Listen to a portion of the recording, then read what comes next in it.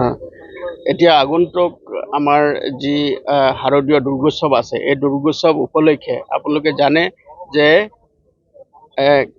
কাছাৰৰ শিলচৰত অসমৰ ভিতৰতে এটা অন্যতম এটা ঐতিহাসিক ঠাই, আৰু ইয়াত যিসকল ভক্তপ্ৰাণ লোক আছে, ইয়াত বহুত উলহ মালহেৰে এই উৎসৱটো উদযাপন কৰে, আৰু ইয়াত বহুত ভিৰ হয়, মানুহৰ অগণন ভক্তপ্ৰাণ ৰাইজৰ মানে ভিৰ হয়। গতিকে ভিৰৰ মাজত আপোনালোকে দেখিছে যে বহুত সময়ত মহিলাৰ অসুবিধা হয়, কিছুমান সময়ত শিশুৰ অসুবিধা হয়, কিছুমানে ইফটিজিম কৰে, কিছুমান উদণ্ড ল'ৰাই মানে কিছুমান মহিলাবিলাকক বেয়া ব্যৱহাৰ কৰে, বা এইবিলাকৰ কাৰণে আমি এটা বিশেষ এটা স্কোৱাড তৈয়াৰ কৰিছোঁ। সেই স্কোৱাডৰ নাম দিছোঁ আমি এণ্টি ৰমিঅ' স্কোৱাড।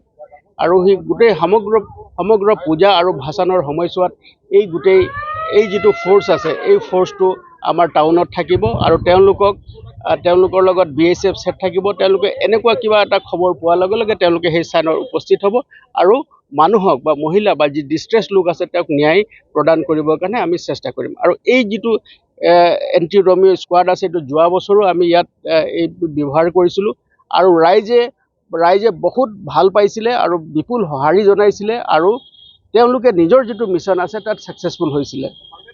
গতিকে আমিও যোৱা 15 দিন ধৰি তেওঁলোকক ইয়াত আনআৰ্ম কম্বেট আমি ট্ৰেইনিং দিয়াইছোঁ। ইয়াত আমি তেওঁলোকক উস্তাদ আনি পেলাই ইয়াত আমি ট্ৰেইনিং দিয়াইছোঁ। ইয়াত বিশেষকৈ মহিলাসকল আছে, তেওঁলোক নিজে বাইক চলাই গোটেই মহানগৰখন পৰিক্ৰমা কৰিব, আৰু তেওঁলোকে এনেকুৱা যিকোনো অসুবিধা থাকিলে, মানুহৰ যিবিলাক অসুবিধা যিবিলাক মহিলাসকলে ফেচ কৰে বা আমাৰ শিশুসকলে ফেচ কৰে, তেওঁলোকক সহায় কৰিবৰ কাৰণে 24 ঘণ্টাই তেওঁলোকে অহৰহ ডিউটিত থাকিব।